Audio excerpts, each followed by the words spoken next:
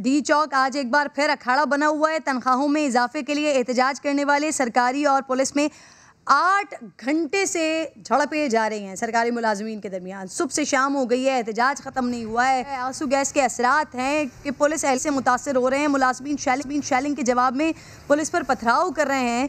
Police ने मुलाजमीन union के 7 रहनुमाओं समेत दर्जनों अफराद को गिरफ्तार भी किया है।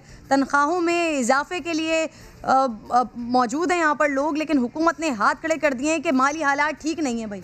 तनख्वाहों में सिर्फ 25% इजाफा होगा, वो भी सिर्फ 1 से 16 ग्रेड तक। हुकूमत पर जिनकी तनख्वाहों का बोझ 7 अरब रुपए है, अब इसमें पेंशन्स के अखराजात शामिल कर लिए जाएं तो फिर तो ये रकम 1 खरब से ज़ायद हो जाती है। और हकीकतन ये पेंशन तनख्वाहों से भी बड़ा मसला बनती जा रही है नाज़रीन। गुज़िश्ता साल इकट्ठा होने वाले टैक्स का 25% तो सिर्फ मुलाजमीन की तनख्वाहों और पेंशन्स पर ही खर्च हो गया, और इस साल ये अखराजात 1100 अरब तक होंगे, जिसमें PIA, Pakistan national shipping corporation और दीगर कई नीम सरकारी इदारों के पेंशन शामिल नहीं हैं। तो अगर मैं सिर्फ रेलवे की आपको मिसाल दूं तो पाकिस्तान रेलवे को सालाना तकरीबन 40 अरब रुपए सिर्फ पेंशन की अदायगियों के लिए दरकार होते हैं, और ये रकम रेलवे के मौजूदा मुलाजमीन की कुल सालाना तनख्वाहों की रकम से कहीं ज़्यादा है। इसी तरह फिर पोस्टल डिपार्टमेंट, इसके कुल बजट का 34% सिर्फ पेंशन्स की अदायगियों में चला जाता है।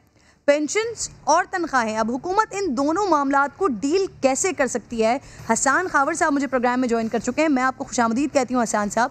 सर, ये जो अब हुकूमत ने तनख्वाह में 25% इजाफे की मंजूरी दे दी है, मुमकिन कैसे होगा? ये तनख्वाहें बढ़ाने का इख्तियार तो पार्लियामेंट के पास है, तो क्या ये इजाफा आइंदा बजट में शामिल होगा या फिर हुकूमत को कोई मिनी बजट लाना पड़ेगा? खावर साहब, डिपेंड ये करता है कि हुकूमत इसका इतलाक कब से करती है।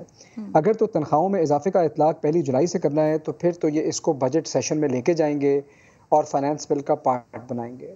अगर उससे पहले, क्योंकि ये काफ़ी साइजेबल है, तो हो सकता है इनको एक सप्लीमेंट्री बजट देना पड़े। इसके पैसे कहाँ से आएंगे? देखिए, हम एक कश्मकश में फंसे हुए हैं, क्योंकि अगर हम तनख्वाहें बढ़ाने के लिए कर्जा लेते हैं तो हमारा फिस्कल डेफिसिट बढ़ता है, और जाहिर है कि हम IMF से मुज़ाकरात कर रहे हैं अपना प्रोग्राम शुरू दोबारा करने के लिए, तो हमें वहाँ पे मुश्किलात का सामना करना पड़ता है। टैक्स को हम वैसे ही एक बड़ा एम्बिशियस टारगेट चेस कर रहे हैं, और बहुत मुश्किल है कि हम टैक्स में उतना इजाफा इतनी जल्दी कर सकें। तो जाहिर है कि फिर इसकी जो हिट है वो जो हमारे तरक्याती अखराजात हैं उनके ऊपर आएगा।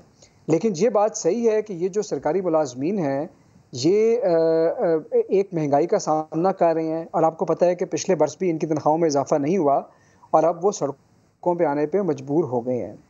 इसमें देखिए 2 बातें मैं आपको और बताना चाहता हूँ। एक जो बड़ी अहम बात है वो ये है कि तनख्वाह में इजाफा ना होना एक बात है, और दूसरी बात ये है कि आपके जो सरकारी मुलाजमीन हैं, क्या आप उनके साथ पैरिटी कर रहे हैं, यानी कि यकसा सलूक कर रहे हैं? हुकूमत ने ये किया कि जहाँ जहाँ से प्रेशर आया, पिछले कुछ सालों में, कुछ माह में, डिफरेंट सेक्रेटेरिएट्स ने, पंजाब हुकूमत ने और हुकूमतों ने अपने सेक्रेटेरिएट अलाउंस बनाए।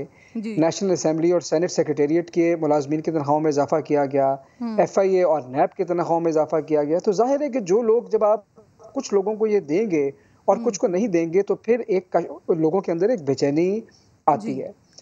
दूसरा इसका पहलू है पेंशन का, जिसकी आपने बात की कि जब आप लोगों की तनख्वाह बढ़ाते हैं तो उसका एक डायरेक्ट इम्पैक्ट पेंशन पे आता है, क्योंकि पेंशन की जो कैलकुलेशन है वो तनख्वाह के ऊपर होती है। और आपने जो बात की, मैं आपसे ये कहूँगा कि पिछले साल हमारे रेवेन्यू का 1/4 तनख्वाहों और पेंशन में नहीं, सिर्फ पेंशन में गया, क्योंकि सूबाई हुकूमतें और वफाकी हुकूमत ये पेंशन मिला के इस वक्त 1000 अरब के करीब पहुँचती है हर साल।